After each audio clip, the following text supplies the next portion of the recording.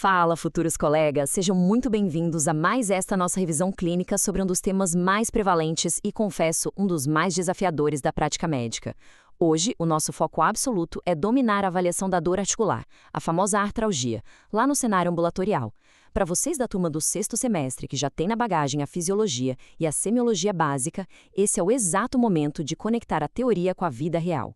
O nosso objetivo hoje é construir um raciocínio clínico tão sólido que vai não só salvar as articulações dos nossos pacientes, mas de quebra garantir muitos acertos nas provas de residência. Então, bora mergulhar nisso. Para começar com o pé direito, nada melhor do que um desafio prático, daqueles que batem na porta do ambulatório todos os dias. Avaliem comigo estes dois cenários. No caso 1, temos uma mulher de 65 anos reclamando de dor e deformidade nas mãos há mais ou menos um ano. A rigidez matinal dela dura só uns 10 minutinhos e o exame físico não mostra artrite ativa. Já no caso 2, uma mulher mais jovem, de 45 anos, chega com dor forte, edema, calor e rubor nas mãos. A rigidez matinal dela bate a marca de 60 minutos e os sinais flogísticos estão bem evidentes. O desafio é o seguinte: qual é o diagnóstico de cada uma? Até o final da nossa discussão de hoje, a resposta vai ser óbvia.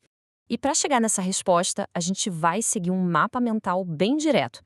Vamos passar do nosso desafio clínico para o raciocínio sindrômico, depois detalhar a osteoartrite, aprofundar nas artrites inflamatórias, varrer os diagnósticos diferenciais e, por fim, fechar com aquelas mensagens de ouro para levar para a vida médica.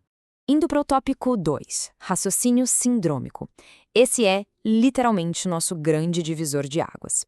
Antes de sair pedindo qualquer exame de sangue ou raio-x, a gente precisa saber ouvir o que a articulação do paciente está dizendo. É aqui que o jogo de verdade acontece. Acreditem em mim, o diagnóstico praticamente pula no colo de vocês durante a anamnese. 80% do trabalho está aqui. É fundamental perguntar a idade, porque algumas doenças adoram pacientes jovens, enquanto outras preferem os idosos.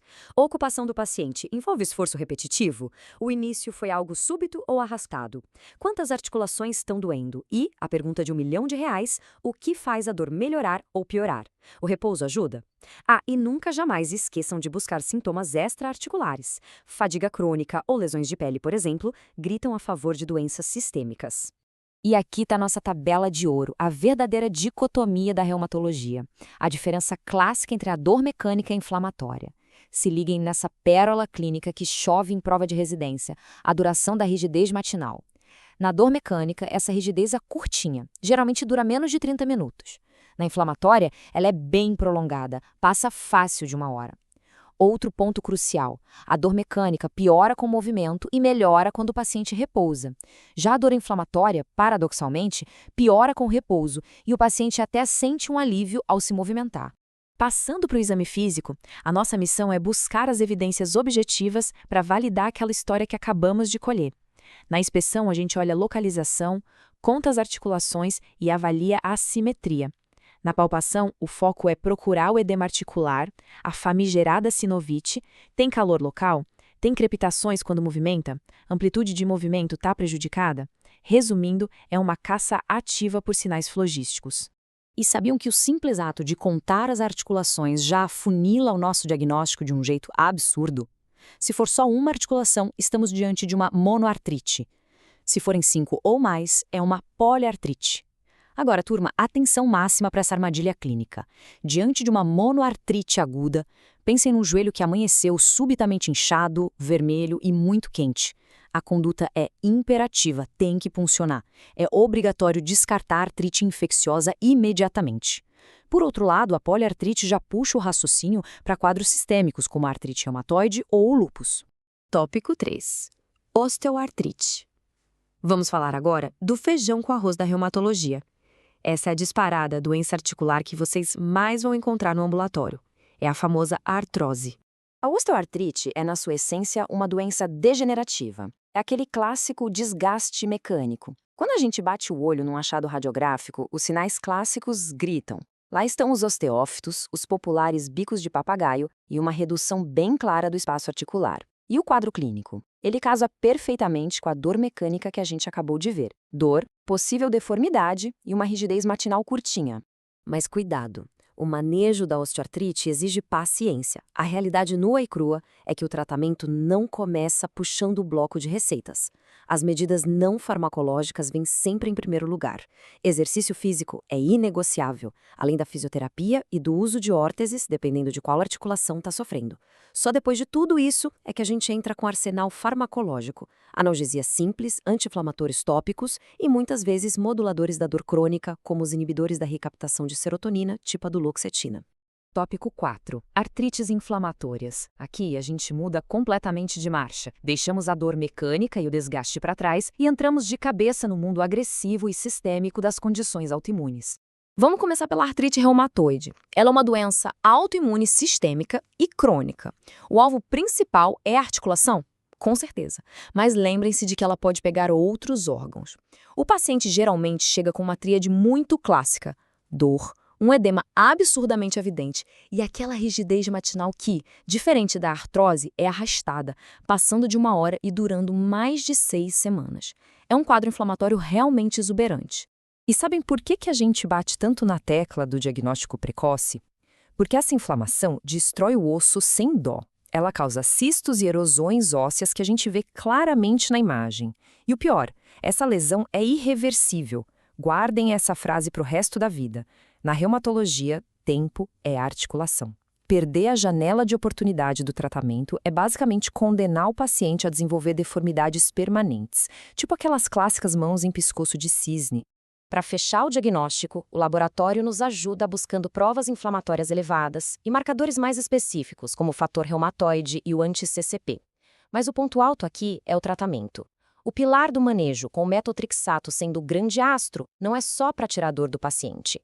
Nós usamos as chamadas DMARDs, as drogas modificadoras do curso da doença. Elas servem para frear com tudo aquela destruição óssea que a gente acabou de ver. Ainda dentro do tópico 4 das artrites inflamatórias, vamos falar dela, a gota.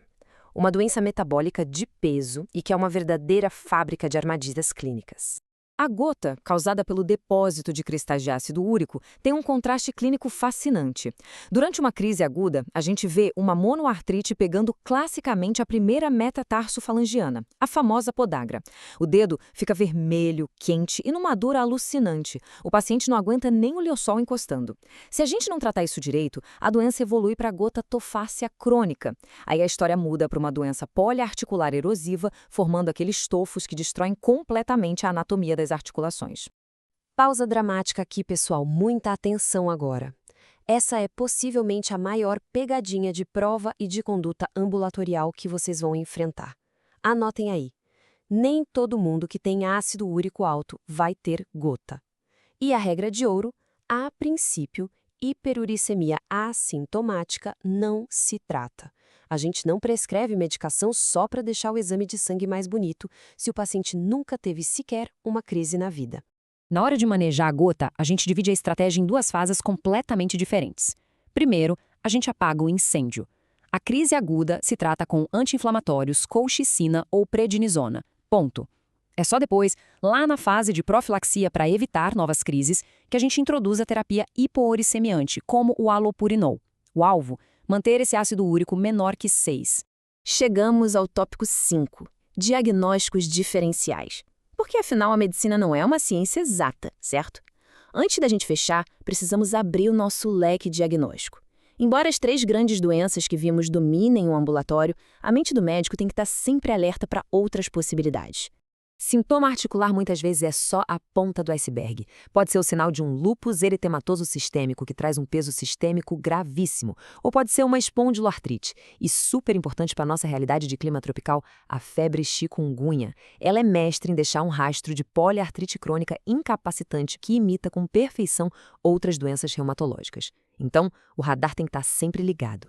E, finalmente, tópico 6, mensagens finais. Reta final da nossa revisão, pessoal. Vamos amarrar todos esses conceitos para vocês aplicarem com segurança na prática clínica. Lembram do nosso desafio lá do início? Ficou moleza agora, fala a verdade. O caso 1, com aquelas deformidades antigas e uma rigidez de apenas 10 minutos, é a apresentação mecânica clássica da osteoartrite. Já o caso 2, com o calor, rubor, edema e 60 arrastados minutos de rigidez matinal, é o alarme inflamatório de uma provável artrite reumatoide. Percebem como saber diferenciar uma da outra logo ali na triagem muda completamente a vida desses pacientes? E essa é a reflexão que eu quero deixar com vocês. Pensem comigo. Quantas deformidades irreversíveis a gente conseguiria prevenir se sacasse os sinais inflamatórios logo no dia 1? A artralgia pode até parecer um sintoma inespecífico no começo, mas reconhecer a inflamação cedo é a chave para evitar sequelas desastrosas no longo prazo. Bateu a suspeita de doença reumática autoimune? Encaminha rápido para o reumatologista. Isso não é burocracia, é garantir a qualidade de vida e autonomia do seu paciente. Um excelente estudo para todos vocês e até a nossa próxima discussão clínica.